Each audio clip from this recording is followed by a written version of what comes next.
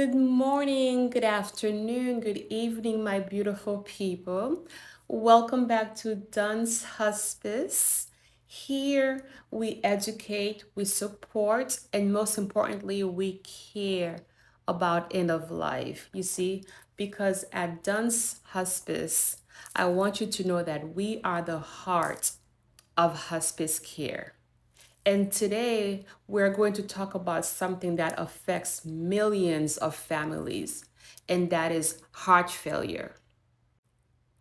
And more specifically, I want us to know, when does someone with heart failure qualifies for hospice care? Maybe your mother has congested heart failure. Maybe your father has been in and out of the hospital because he cannot breathe.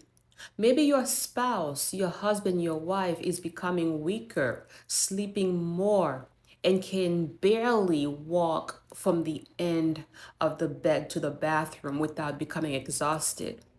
And maybe somebody has mentioned the word hospice to you. You see, that word can be frightening to many people when they don't understand what it means. So today, my beautiful hospice family, I want us to remove some of that fear. We are going to talk about what advanced heart failure can look like, what New York Heart Association Class 4 means, and also what some of the clinical factors that us healthcare professionals consider when evaluating somebody for hospice care. And remember, hospice isn't about abandoning somebody. Hospice does not mean you are giving up. Sometimes hospice is saying that we have fought hard enough. Now let's make sure that you are comfortable, supported, respected, and surrounded by people who love you. For those of you who are wondering, what exactly is heart failure? What is that? First, I want us to talk about what is heart failure. You see, heart failure does not necessarily mean that the heart has completely stopped working.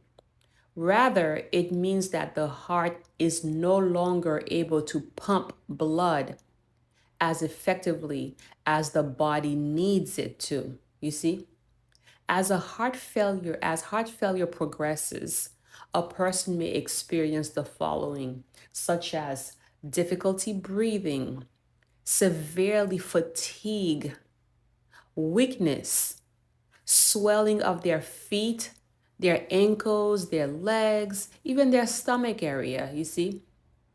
They also could have difficulty laying flat in bed because of their shortness of breath, you see. They might be dependent on oxygen. They need to be on oxygen 24/7. You see, they cannot walk or perform their everyday activities without being out of breath. They have lost appetite. They no longer want to eat because eating is energy. When they eat, they use too much energy to breathe, and that makes them uncomfortable.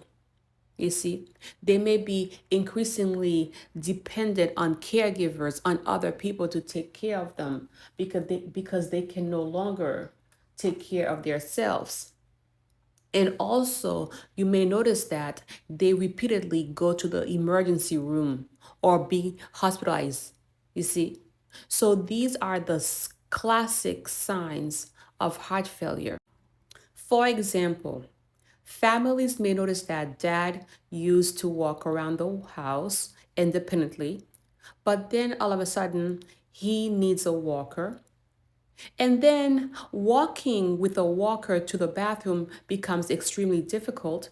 And eventually, simply getting dressed or moving around from the bed to the chair can leave dad exhausted and short of breath. And that is when we have to start looking at the whole picture. You may now be asking yourself, when I call the hospice nurse, what exactly will they be looking for, huh? What should I be aware of? I want you to know that hospice staff, the hospice nurse, we must follow Medicare's hospice guidelines to determine if your loved ones qualifies for hospice care, you see.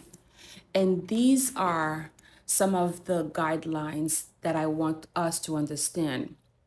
And one of them is that first, we are going to ask you to take a look at your medications. We're going to go over your medications. We are going to go over your treatments. And the first thing that we need to know is the person's heart disease being optimally treated? And optimally treated means that has the patient gone through all of the appropriate heart failure treatment that the doctor recommends for him or her specifically?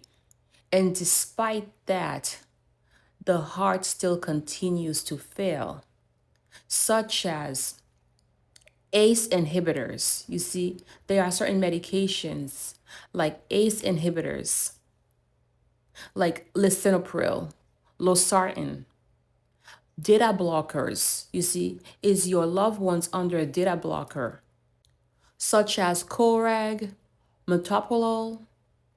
Also, there are medications, we often refer to them as the water pills.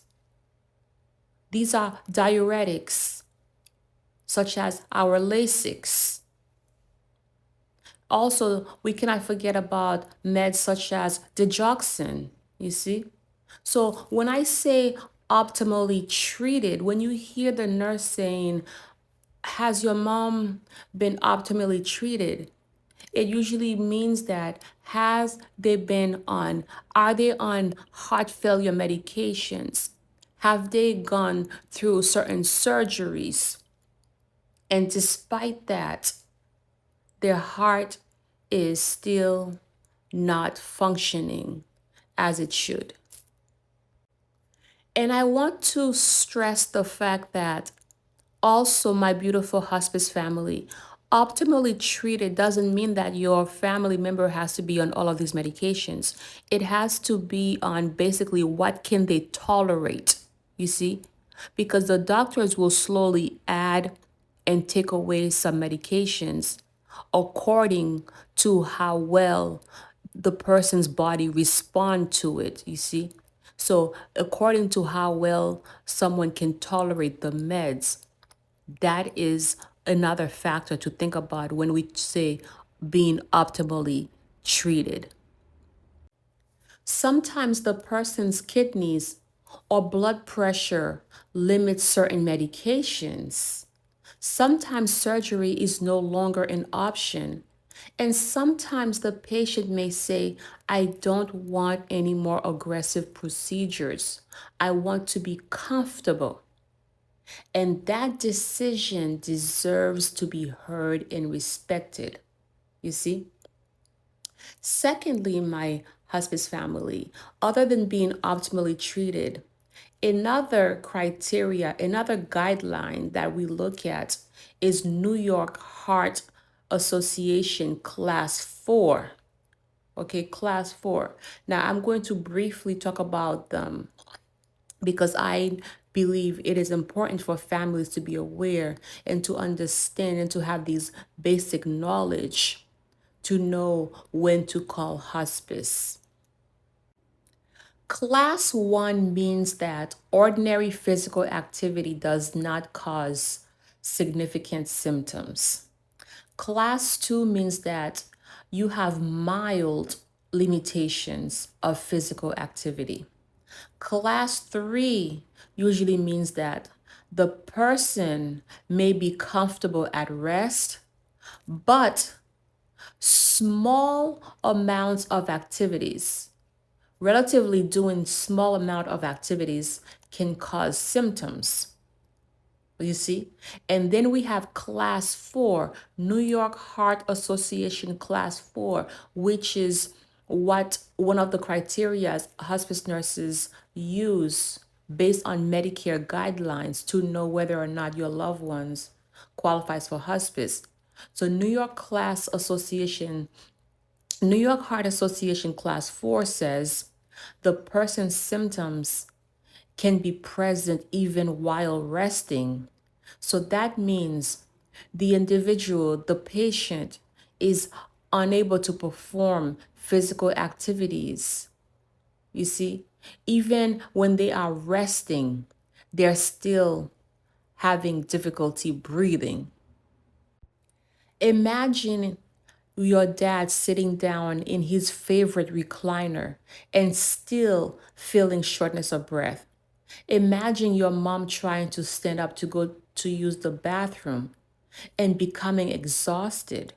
Imagine, someone needing several pillows at night to sleep because laying flat makes it difficult for them to breathe. Okay? Let me know, my beautiful hospice family, have you or your loved ones experienced these symptoms? Please comment below. Let us have a discussion. Let us open this community. Let us open this flow of communications. Iron sharpens irons. The third most important criteria that families may hear doctors talk about is the ejection fraction. You see, when it comes to heart failure. Now, know that usually if you have an ejection fraction of 20% or less, this can signify congestive heart failure. You see, because that means it usually tells the doctors how effectively the heart is pumping. So if it's 20% or less, that means it's not very effective. Now, I want families to understand regarding hospice eligibilities. I want families to understand this. You don't have to wait until the ejection fraction is 20% or less, because hospice eligibility is bigger than just one number, you see. The hospice nurse, the healthcare staff, the team looks at the whole picture. We look at the whole patient.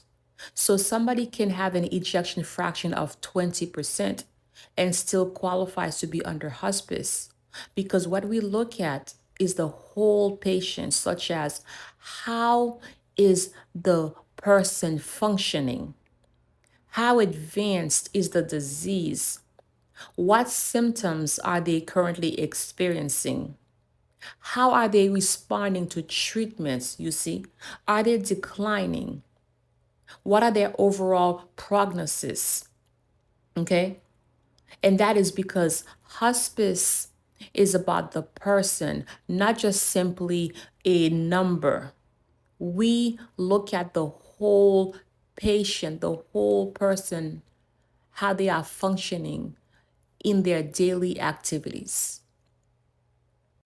There are also other additional problems, medical problems that can support the whole picture, including, has the person had a heart attack in the past? You see, are their heart rhythm abnormal? Do they have unexplained episodes of fainting? You see, do they have a history of heart conditions?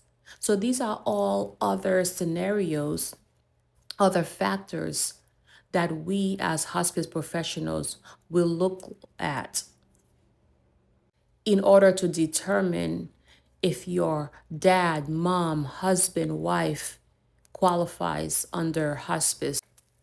Now, I would like to talk about the part that families sometimes don't hear enough about, and that is, what can hospice actually do for my family? You see, when someone with advanced heart failure comes onto hospice, the goal shifts towards comfort and quality of life. And this may include factors such as helping manage your symptoms. Symptoms such as shortness of breath, anxiety, pain, swelling of your lower extremities, extreme fatigue, and the emotional distress related to your terminal conditions. And the hospice team consists of the hospice nurse. We also have a hospice physician, hospice aides, social workers, hospice chaplain or spiritual care coordinator person. And of course, we also have volunteers. We are all part of the team. But you see, the beautiful thing is that hospice is not only about caring for the patient, we also care for the family also. Because when your mother cannot breathe, you are frightened. When your father gets weaker every week, you worry. And when your spouse sleeps most of the day, you may wonder and say to yourself, is this normal? What should I do? And that is where hospice education becomes so important. Instead of the family feeling completely alone, you see, for example, if something were to happen to your husband at 2 in the morning and you're not sure what to do, you could call the hospice team and there'll be a hospice on call nurse on the phone to provide you with support and guidance. Instead of every changes automatically becoming a crisis, the family professionals, has healthcare professionals who can help assess what is happening and to guide them towards a plan according to the patient's specific plan of care. And sometimes, my hospice family, that support changes everything. I want us to understand that one of the greatest misconceptions that I hear from my career of being a hospice nurse since 2012 is that if we choose hospice, we are giving up. And that is not the case. Hospice can represent a change in the goal of care. For some patients with advanced disease, the question changes from how many more procedures can we do to how can we make today as comfortable and meaningful as possible. You see, can dad breathe comfortably? Can mom rest? Can the family sit beside her without constantly being terrified? Can we manage his symptoms? Can we protect his dignity? Can we create moments of peace? I want dad to stay at home, surrounded by family, surrounded by familiar voices, familiar faces, and love. And that is what hospice care can provide. Being under hospice, we can provide these. You see, the answer is yes. And that is not giving up on somebody. That is caring for somebody differently. My hospice family, if someone you love has advanced heart failure, especially if they are experiencing symptoms at rest, have significant functional limitations that is consistent with New York Heart Association Class 4, and also continues to decline despite appropriate treatment, or are no longer candidates for, or are no longer pursuing aggressive treatments. It could be time to ask, could my loved one be eligible for hospice? You don't have to wait until the final hours of someone's life to ask that question. Ask your cardiologist, go ahead. Ask the primary care physician, or simply contact a local hospice organization and request an evaluation. You see, an evaluation does not automatically mean that someone will be admitted under hospice care because the hospice nurse, the hospice team still have to determine whether the individual meets criteria according to Medicare. But asking these questions can open doors for information. And information give family choices. Information is power. And my beautiful people, I understand, I know that heart failure can be very difficult, but nobody should have to walk through advanced illnesses without support, without education, without dignity and compassion. Here at Duns Hospice, I want families to understand that behind every diagnosis is a real person, is a person with a heart, with a beating heart. Behind every patient is a family, and behind every heartbeat is a life story that deserves to be honored. And that is why Duns Hospice is the heart of hospice care. If this information helped you, please share this video with someone caring for a loved one with heart failure. Follow and subscribe to Duns Hospice for more education about hospice, caregiving, and end of life journey. Until next time, take care of yourself, take care of each other, and remember that hospice is not about giving up on life. It's about caring deeply for the life that is still here. Take care.